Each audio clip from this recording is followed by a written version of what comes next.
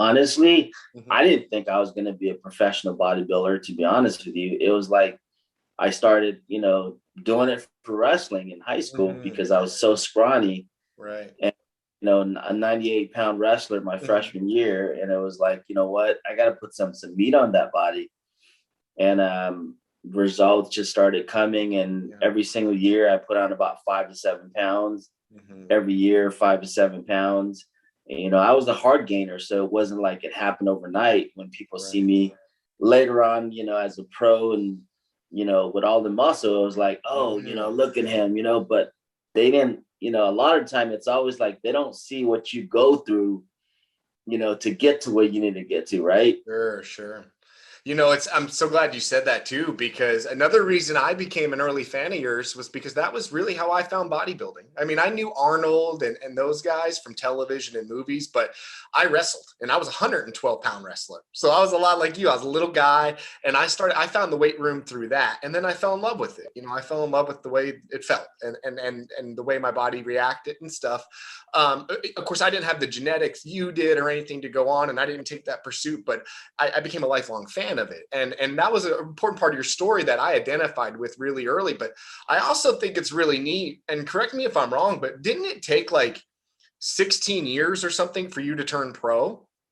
Yeah, it took me Wow. 16 years of, and I some of my clients that I tell them now, they just in awe because it's like they're like, I said in that 16 years, the most day I've ever taken off was either a Friday or I'm sorry, a Saturday or Saturday and Sunday.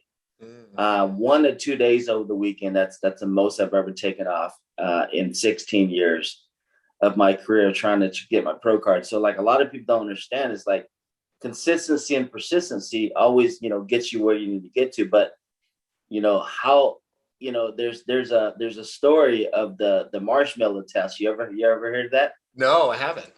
Okay, so the marshmallow test, they've taken these kids who's about 5, 5, 6, 7 years old, and at I think they're about 4 or 5, somewhere around there. But anyway, so the marshmallow test pretty much they take these kids and they ask them, say, I can give you one marshmallow now, or if you wait an hour, I'll give you two marshmallows.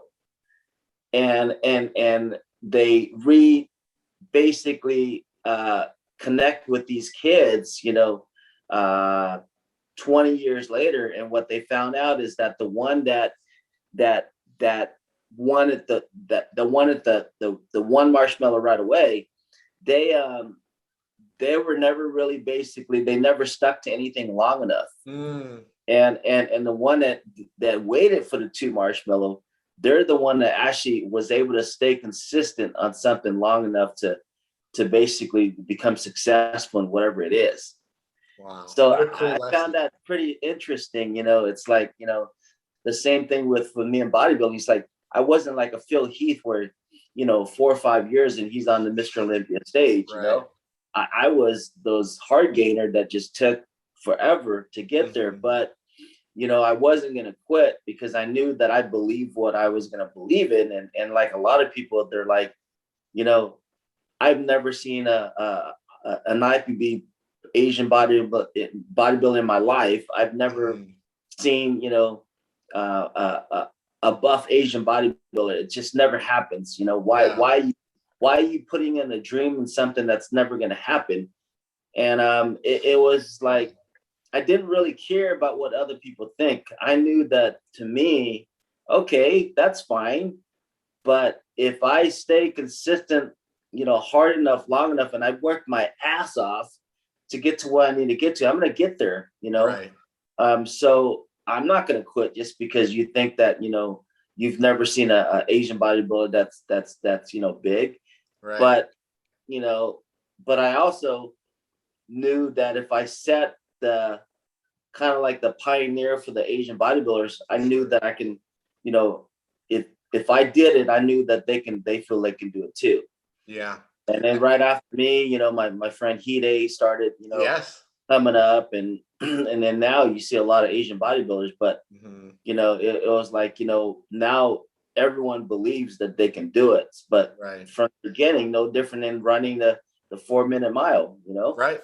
Yeah, exactly. I thought it was, yeah, it's so true. And you can, you know, and it's so interesting to be able to talk about this with the past, you know, with the perspective we have now, because while it took you 16 years to get there, when you hit, and you were, it felt like overnight. And when I mean, it was this more, what's the word? Motoric rise? I can't say it, but it felt overnight in that you were on the cover of Flex magazine. You had the Kristen DVD, you know, you were everywhere. You were, I think, top 3 or top 10 for sure, but at least in the Olympia 3 years in a row. I mean, you were there, you know, you were in the top echelon of the who's who's. And you did redefine body structure and all for an Asian bodybuilder. I had never seen, I think we as fans collectively never saw shoulders and arms like that. I mean, you were the inspiration of my tricep day for like 2 years, man. Like, it was crazy.